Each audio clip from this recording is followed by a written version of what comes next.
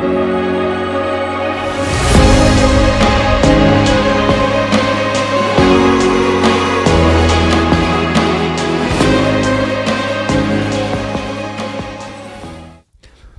pessoal, bom dia, boa tarde, boa noite. Estamos dando início a mais um episódio do Parabolando Podcast e hoje nós vamos estar falando sobre a parte 2 da igreja de Laodiceia, a última carta entre as 7 igrejas. Certo, Alfredo? Certíssimo. Alfredinho, seja bem-vindo mais uma vez. Quem fala aqui é o pastor Juraci e aqui é o nosso mestre Alfredo. Alfredo, quero dizer uma coisa para você. Todos os nossos episódios estão indo no ar. Essa semana teve uma falhazinha, tivemos um problema técnico. Ok. E o nosso episódio não foi no ar no dia correto, que sempre são nas segundas-feiras, às 8 horas da noite, aqui nos Estados Unidos, e às 21 horas, né? 9 horas da noite, horário lá no Brasil, tá bom? Perfeito. Então, nossos episódios estão aí no YouTube, estão no Facebook, estão no Instagram também, estão na rádio aibo.com. Ali uma rádio brasileira a serviço da comunidade brasileira lá no Japão, tá? Perfeito. Lá na Terra do Sol Nascente. Semana passada, Alfredo, nós falamos que nós íamos ter um devocional, né, já a partir do mês de maio, mas também por problemas técnicos, a nível de programa, de gravação, enfim, muita coisa. Então, por enquanto, nós adiamos por uns dias. Nós só vamos anunciar de novo a data no dia que já estiver pronto, tiver já engatilhado, né, para que a gente possa soltar. Porque tivemos alguns problemas técnicos e não conseguimos colocar no ar, tá bom? Você me perdoa? Tranquilo? Tudo no seu tempo. Então aí, ó, compartilha esse vídeo. Gente, já estamos quase chegando em 1.300 inscritos. Olha que maravilha, hein? Não deixe de compartilhar, dar aquele joinha aí, ó. Se inscreva no canal se por acaso você não é inscrito ainda. Alfredo, mais uma vez, seja bem-vindo. Tamo junto aí. Obrigado. Na segunda parte. Estamos aí, então. Um bom dia, uma boa tarde, uma boa noite a todos os nossos amigos que nos acompanham aqui, nossos irmãos em Cristo, né? E hoje nós vamos então continuar aqui na carta à igreja de Laodiceia, a carta que o Senhor Jesus manda que João escreva para eles, né? E nós vimos ali a primeira parte da carta, quando Jesus faz uma repreensão dura ali para o bispo foi forte, da igreja de Laodiceia, né? Que era uma igreja muito rica e muito apegada ao dinheiro, muito apegada às coisas aqui deste mundo. Sim. E Jesus fala para ele ao contrário, né? Dizendo, olha, você é um pobre, você é cego e nu. Pobre, cego, nu e miserável. Quer dizer, fechou a conta, né? Fechou a conta, né? Bem, mas aí as coisas de Deus são assim, né? Jesus sempre ele corrige, mas ele traz a solução para o problema. Com certeza. Né? Porque uma correção sem uma solução para o problema é um xingamento só, né? Mas nada mais. Não resolve nada, né? Então nós vemos, principalmente na atualidade do nosso mundo de hoje, que há muitas pessoas que gostam de apontar os erros. Sim. Mas não trazem soluções. Apresente-me as soluções. Exato. Jesus não é assim. Ele aponta aonde está o erro, corrige e dá a solução. Ok, maravilha. Não é? Tá então aqui no versículo 18 ele começa dando a solução para o problema. E todo problema tem solução, por mais terrível que seja. Não é? O filho, por mais problema que esteja dando, ele é filho. Sempre vai ser, Sempre será filho. Igual o filho pródigo, né? Igual o filho pródigo. O cara foi lá no fundo do poço, né? Mas quando voltou... O pai estava ali de braços abertos para recebê-lo. Então assim faz Jesus. Então Jesus ali no versículo 18 do capítulo 3... Aqui no livro de Apocalipse, ele diz assim: aconselho-te que de mim compres ouro refinado no fogo, para que te enriqueças, e vestes brancas, para que te vistas, e não seja manifestada a tua vergonha, e colírio, para ungires os teus olhos, a fim de que vejas. Então veja, era um pessoal muito chegado ao dinheiro. Jesus fala assim, olha, você tem que comprar ouro refinado, não é esse ouro que você tem aí. Sei. Ouro refinado de mim. Não é? O que acontece quando nós fazemos uma compra? Uau. Quando você faz uma compra, você desembolsa uma quantia. Sim. Você tem que ceder algo teu para obter algo. Então, eu quero comprar essa xícara. Quanto vale? $5. Opa, bonita essa xícara, hein? Bonita, não é? Parabolando o podcast aí, ó. Né? Podemos sortear uma aí para algum ouvinte qualquer dia desses, Por que não? Então, o que acontece? $5 essa xícara, eu tenho que tirar os meus $5, eu tenho que give up, né? Eu tenho que abrir mão dos meus $5 para obter essa xícara. Sim. O que Jesus está dizendo? Compra de mim ouro refinado. Ou seja, algumas coisas você terá que renunciar. Sim. Esse apego que você tem às coisas daqui, você vai ter que comprar ouro de mim, você vai ter que deixar essas coisas. Sim. Não é? Então o que Jesus está dizendo para ele é o seguinte: meu amigo, compre ouro refinado de mim, ouro puro, para que você se enriqueça. Então, o enriquecimento ele vem assim, cada vez mais na nossa caminhada de vida cristã, nós vamos deixando para trás as coisas que nos prendem aqui no mundo, nesse mundo onde vivemos, vamos abrindo mão delas para conquistar algo muito maior. Com certeza. Isso aconteceu com o apóstolo Paulo. Isso é todo cristão que tem o Espírito Santo. O Espírito Santo vai nos conduzindo a fazer isso. Esse é o fruto do Espírito. Assim como você começa a dar fruto do Espírito, não é? Então o apóstolo Paulo, ele diz assim, quando ele escreve uma de suas cartas, ele diz assim: olha, eu, Paulo, eu sou judeu, filho de judeu, fariseu, ele é da seita mais rigorosa que tinha, da tribo de Benjamim. Ele vai dando a história dele, o currículo dele ali, né? Da tribo de Benjamim. Quanto à lei, no que diz respeito à lei, irrepreensível. E ele diz uma coisa: criado aos pés de Gamaliel. Gamaliel era neto de Hilel, que é um dos maiores rabinos. São duas correntes, a Hilel e a outra corrente. Paulo seguia a corrente de Hilel, do seu neto, que era o Gamaliel. Então, fui criado aos pés de Gamaliel. E aí ele diz assim, o cara com um currículo desse, ele falou: sabe o que eu sou, cara? Eu sou judeu, filho de judeu, fariseu, circuncidado ao 8º dia. Dá todo o currículo. Tá tudo... Aí ele fala assim: mas tenho tudo isso como perca para ganhar a Cristo. E tenho isso como refúgio, esterco. Esterco, né? Para ganhar a Cristo. Quer dizer, ele deixou de lado tudo aquilo que para ele era glória neste mundo. Uau. Para não se regozijar, se gloriar na sua própria carne. Exato. Então, isso é o abrir mão. Isso é comprar ouro. Uhum. Ouro de verdade. Exato. Não é? Então, quando Jesus fala para o jovem rico, né, vende o que tem e segue-me, o jovem rico se entristeceu. Por quê? Ele estava querendo o ouro daqui, não o ouro refinado. E Jesus ainda fala para ele: você terá um tesouro no céu. Sim. Não é? Então, esses apegos que temos aqui são coisas que nós que somos nascidos de Deus, o próprio Espírito Santo nos levará a isso. Este é o conselho de Jesus: compre de mim esse ouro. Sim. Nós temos que abrir mão, né? E é o Espírito Santo que fará isso em nós. E ele diz assim, né? Um colírio aqui? Que história é essa? Vestes brancas e colírios. Olha só, vestes brancas. Sim. Por que ele diz vestes brancas, né? As vestes brancas é sinal de pureza, é sinal de governo, e como nós já dissemos aqui. Uhum. Aqui em Laodiceia, eles produziam uma lã negra.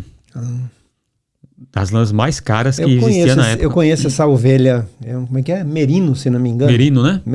Acho que é. Vou pesquisar. Ok, good. Aí olha só. Uhum. Na época, os vestidos, as roupas mais caras eram feitas dessa lã. E ali, como era capital da moda da época, né? Sim. As pessoas gostavam de se vestir com a roupa feita com aquela lã negra. Uau. Isso era uma coisa maravilhosa. O cara que tava com a roupa daquela, o camarada olhava: rapaz, quem é Calvin Klein? Um casaco de Vison. Quem é? Como é que é? Armando, sei lá o nome daquele. Armani, né? Quem que é perto daquela roupa, né? Sim. E aí Jesus fala: não, você tá preocupado com isso daí? Compra vestes brancas de mim. Que isso fica mais fácil. Assim. Não é? Para que não seja visto a vergonha da tua nudez. Você tá nu, rapaz. Porque isso daí... Espiritualmente você tá nu, né? Porque isso daí não cobre a tua nudez, porque perante Deus todas as coisas estão nuas e patentes. E ele vê tudo, não é? Então, Jesus fala: compra veste branca de mim. Vem para mim aqui. Sim. Não é?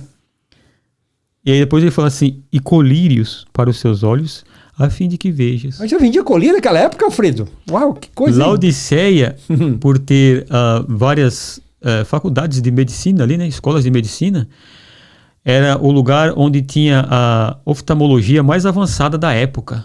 Inclusive, um dos escritores um oftalmologista de Laodiceia... Oftalmo, né? Oftalmo, né? Sim. Ali de Laodiceia, fez um dos escritos mais importantes que durou até o século XVI sobre justamente visão e essas coisas. Era um lugar onde havia muito... Então, o colírio ali... Sim, era uma coisa... Era uma coisa... você que estava com problema de visão, pô, vou para Laodiceia. Sei. Vou me cuidar lá. Lá tem um bom colírio, tem isso, tem isso. Jesus fala, sei. Você pode usar esse colírio, pode ver todas as coisas, mas as coisas espirituais, quanto ao reino de Deus, você ainda está cego. Uau. Né? O reino de Deus não é isso. Aqui não é para limpar, não, aqui é para ungir, né, que está escrito aqui, né? Unge os seus olhos, a fim de que vejas. Quer dizer, você está cego, você precisa de um colírio... Você precisa... Colírio santo. Santo, colírio de Deus. Então, fala, compra colírio de mim. Sim. E qual é o colírio de Deus que abre os nossos olhos? É a palavra dele, né? Então, é lâmpada para os meus pés. Alfredo, eu já pensei que era um colíriozinho, Alfredo, um negocinho assim. Daqui uns dias vai ter gente vendendo colírio. Não, Alfredo, para com isso, Alfredo. Para. Não é? Colírio ungido. Aí, olha, entra lá em João, né, que diz assim, vocês são limpos pela... Palavra. Minha palavra. Então, pronto. Não é? Então, é o colírio que abre a sua visão espiritual, abre a nossa visão espiritual e nós podemos ver o reino e saber que existe um reino bem superior. E como os laodicenses eram muito apegados às coisas, que dizem, não, isso aqui vai passar, isso aqui logo, né? Então Jesus falou, você tem que comprar desse colírio. Amém. Não é? Para que você veja. Tamo junto. Aí no versículo 19, esse versículo 19 é uma das coisas assim... Hebreus. Difícil. É em Hebreus, né? Hebreus. Para nós, cristãos, encarar isso, né? Encarar isso e aceitar e gostar de ouvir uma palavra dessa, né? Porque a gente gosta de ouvir as palavras, né? De Jesus, né? Aquelas palavras maravilhosas. Vinde a mim, os que estáis cansados, e eu vos aliviarei. Tamo junto, né? O Senhor é meu pastor e nada me faltará. Nada me faltará, né? Essas palavras são boas. Agora, quando chega nessa daqui, onde ele diz assim, olha... Pega, né? Sim. Eu repreendo e castigo a todos quanto amo. Portanto, sê zeloso e arrepende-te. Então, como é que fala? O livro de Provérbios diz, né? O pai que não corrige seu filho... Ele odeia o seu filho. Olha aí. Está escrito, hein? O pai que não corrige o seu filho odeia. O odeia. Então, você vê, a correção faz parte... De um ensino. Faz parte do amor paternal. Sim. O amor paternal inclui a correção. Corrigir uma rota. Eu castigo. Corrigir uma rota. Hoje o nosso GPS, gente, a gente obedece o GPS. Né? Obedece o GPS que ele fala, ó... Recalculating, né? Tá recalculando a rota. E às vezes, né? Por quê? Erramos o caminho. Aí vem tem que recalcular. A Bíblia faz isso com a gente não quer, Alfredo? Exato. É muito difícil, né? Porque vem a correção. Sim. Né? E vem a direção. E aí nós, às vezes, não ouvimos. Aí vem o castigo. Porque o filho... Eu sei. Meu filho, quem tem filho sabe disso. Eu não tive filhos, mas quem tem filho sabe que não é fácil. Aí você fala uma, duas... E é engraçado que eu tive ouvindo... Quando eu estava fazendo psicologia, um professor estava dizendo sobre o desenvolvimento dessa parte frontal, né? Sim. E tudo mais. Ele disse, olha, até os 21 anos, a parte de razão e tal da criança, do ser humano, não está bem desenvolvida. Então, para que serve a vara da correção? A criança ainda não entende você explicar. Vou sentar com ele e vou explicar, né? Tá ok. A criança não vai entender. Ela vai explicar a equação para ele. Mas a correção, a vara, ele entende. Quando ele cresce e se torna adulto, ele fala, meu pai foi muito bom, que ele me corrigiu, olha que maravilha, ele me castigou. Então, Jesus fala, aquele que eu amo, eu corrijo e castigo. Então, vamos lá para Hebreus, para nós vermos o que diz o apóstolo. Para não ficar só nas nossas palavras. Capítulo 12, capítulo 12, versículo 5. Olha só, que coisa interessante. Eu sei que não é uma coisa muito fácil da gente... Tem que ser corrigido, né? Mas tem que ser corrigido, né? O apóstolo Paulo fala, se vocês estão debaixo de correção... Porque vocês são filhos. Que bom, né? Então, veja, o versículo 5, ele diz assim, olha... E já vos esquecestes da exortação que vos admoesta como filhos. Filho meu, não desprezes a correção do Senhor, e não desmaies quando por ele fostes repreendido, porque o Senhor corrige a quem ama, e açoita, olha só. Ixi. Açoita a todo que recebe por filho. É para a disciplina que suportais a correção. Deus vos trata como filhos, pois que filho há a quem o pai não corrige. Mas se estáis sem disciplina, da qual todos são feitos participantes, sois então bastardos e não filhos. Pronto. Então, por que Jesus dá essa correção tão severa para o bispo de Laodiceia? Porque ele é filho.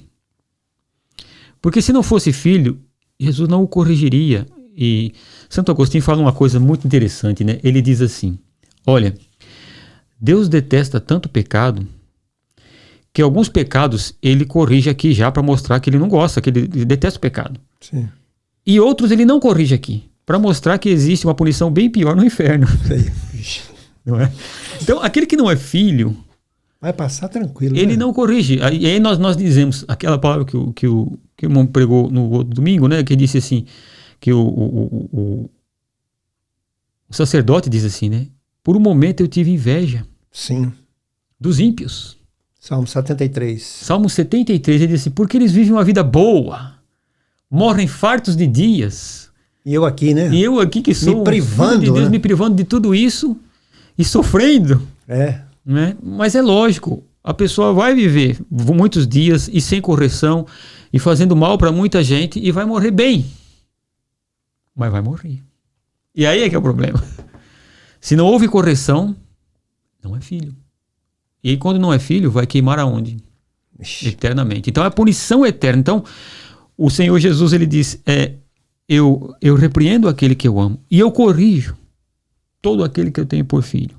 Uau. Não é? Então, se somos corrigidos, irmãos, é um motivo de alegria porque nós somos filhos, não somos bastardos. Amém. Né? Nosso pai, quando nos corrigia, no momento dizia, meu pai errou e me bateu, me deu umas varadas. Sim. Hoje você olha para trás e fala, eu me arrependo das que caíram fora do meu lombo, né? Porque as que caíram dentro, tá tudo beleza, é uma maravilha, não é? Então, olha muito só. Bem. E aí ele diz assim, eis que estou à porta e bato. Se alguém ouvir a minha voz e abrir a porta, entrarei em sua casa e com ele cearei, e ele comigo. Então veja, aqui não está falando para... Porque muitas pessoas usam isso aqui para convertidos, né? Achando que a pessoa é ela que abre a porta para Jesus entrar, e ele não é isso. Ele está falando para o bispo, para a igreja. Sim. Né? Eu estou à porta batendo. Abra a porta para entrar. Você entrar, nós cearemos, eu estarei com você comendo juntos. Se você aceitar a minha repreensão, sim, nós cearemos juntos. Agora, se você não aceita a minha repreensão, vai vir o açoite. Essa é a receita, né? Essa é a receita. Então ele está dizendo, olha, é melhor, quando eu estou corrigindo e falando, abrir a porta e cear junto com Jesus. Abre seu coração. Porque o que é cear junto? Comunhão, cear junto é muito importante, principalmente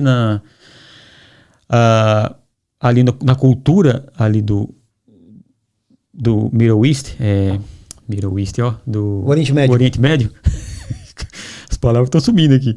Do Oriente Médio ali, porque era assim, quando você não se assentava à mesa para comer com a pessoa, porque você era inimigo da pessoa.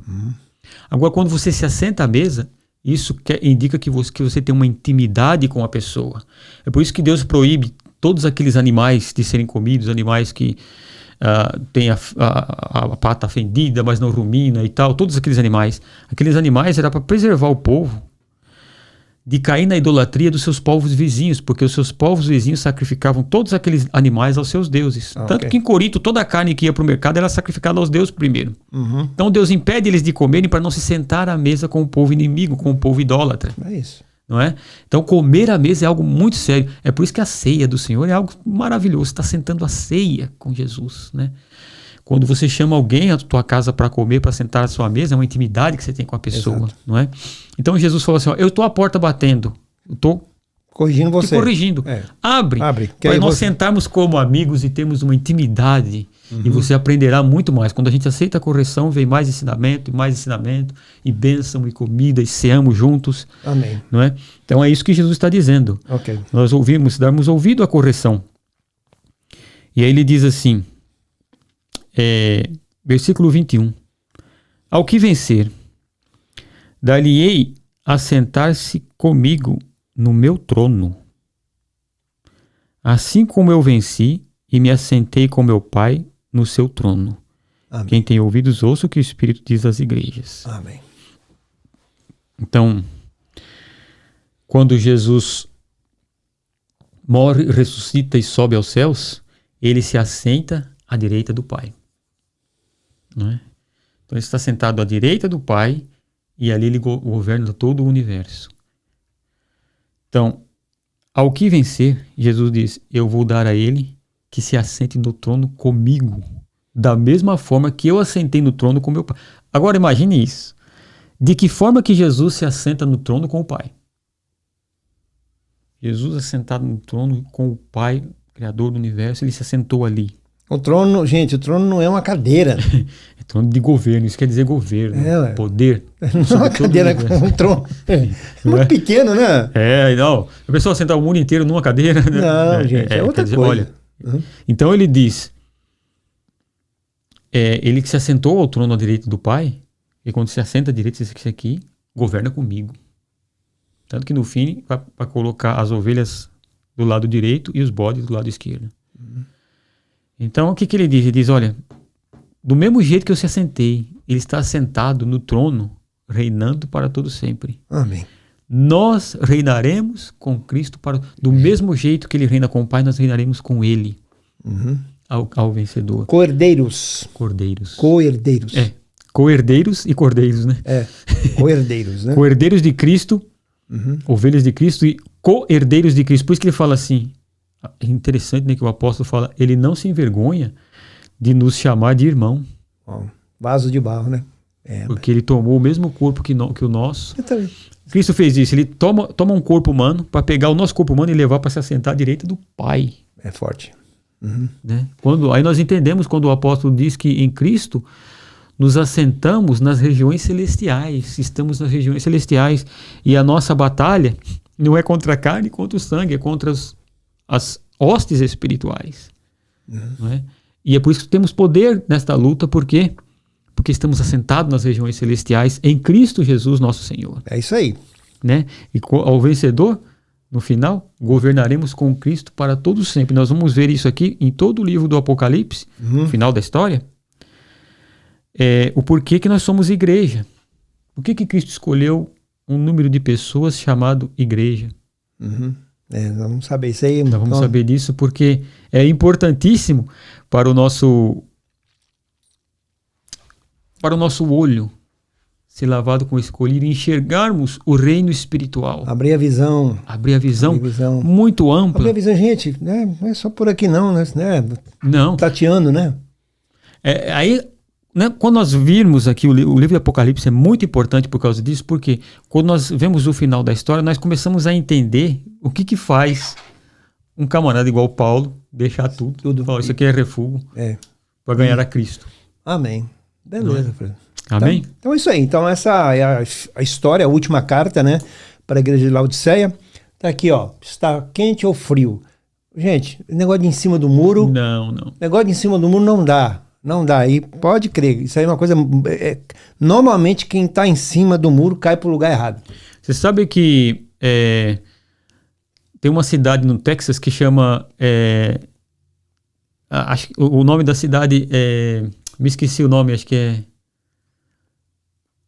Undecided, um negócio assim. Ou indefinido, um negócio assim. Sim. Porque o Texas já foi um país. Sim. E então, a cidade que ficava na divisa, eles não sabiam se pertenciam ao México ao Texas, ao país do Texas, ou aos Estados Unidos. Sei. São americano ou texano? Americano ou texano. Então eles não sabiam, o nome da cidade ficou esse, indefinido. Certo. Eles não sabiam quem eram. Sim. Uau. Agora, mas uma pessoa não saber quem é. Pois é, então é isso aí, pessoal. Essa é a palavra. É quente ou é frio? Escolhe. Tá? Porque às vezes a pessoa não sabe. Não sabe o que é. Porque quem não é nem quente nem frio é morno e está escrito, eu vou vomitar. Vomita. Vomitar. Olha, ninguém bebe um café morno, é ruim pra caramba. E uma água morna também é muito ruim. É uma coisa que faz mal, né? Que não desce. Vomita. Tá bom? Então, É isso aí, Alfredo. Então, qual é a sua palavra hoje para o pessoal, para a gente encerrar, e eu vou anunciar o próximo episódio. Ok. Então, meu irmão, minha irmã, nós vimos aqui nós estudamos as cartas para as igrejas, As né? sete cartas. E em cada uma delas nós aprendemos coisas maravilhosas para nós no dia de hoje, que somos igreja de Cristo. E em todas elas nós vimos Jesus prometendo ao vencedor uma recompensa, Sim. não é? E nós vimos que nas igrejas onde Jesus corrige, nós vimos o amor do Pai nos corrigindo.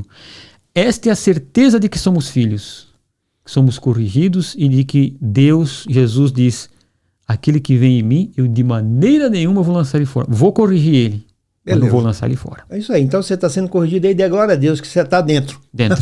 É filho. Pessoal, então é o seguinte, estamos encerrando mais um episódio para Parabolando Podcast. O próximo episódio nosso, nós vamos entrar no capítulo 4, que é um divisor de águas, né, Alfredo? Isso. Um divisor de águas do livro de Apocalipse, né? Então não perca já o capítulo 4 no próximo episódio, que tem muitas coisas interessantes para a gente aprender, para a gente ficar ligado e para saber onde que a gente está na história. Exato, né? exato. Assim como aqui na Igreja de Laodiceia você tem que saber se você é quente ou se é frio, também a partir do capítulo 4 você vai ver onde eu estou, em que eu acredito, né?